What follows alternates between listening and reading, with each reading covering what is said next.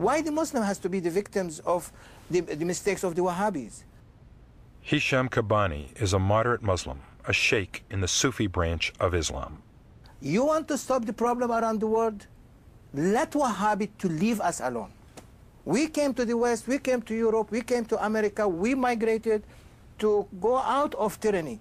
You want to bring tyranny to us back? For what?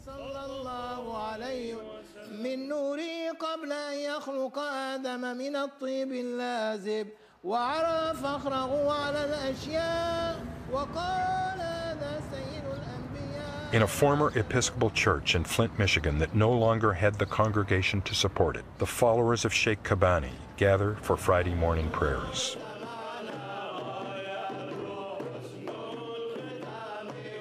It is not merely prayers, it is singing, chanting, and dancing that Kabbani's Sufi brand of moderate Islam embraces.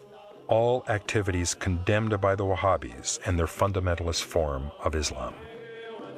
In America, no one knew what is Wahhabis at that time. And I begin to see this Wahhabi influence in the mosques and how they are very influential and how they are poisoning the mind of youngsters. They want to hijack the voice of the Muslim. أنت مسلمة؟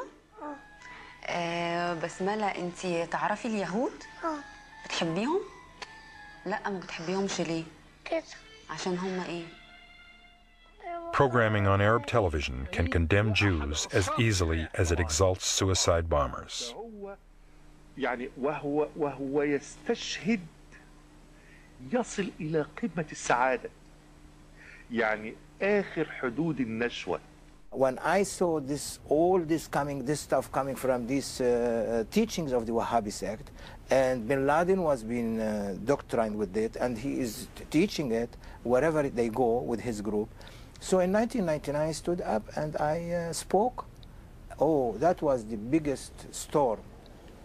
Almost 3 years before 9/11, Kabbani was at this State Department conference in Washington, where he was warning about Osama bin Laden and suicide bombers.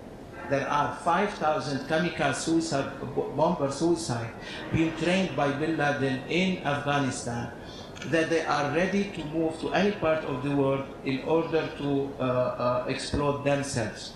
And they are very, very sophisticated. For this warning, Kabbani was accused of being an alarmist and was ignored by the State Department.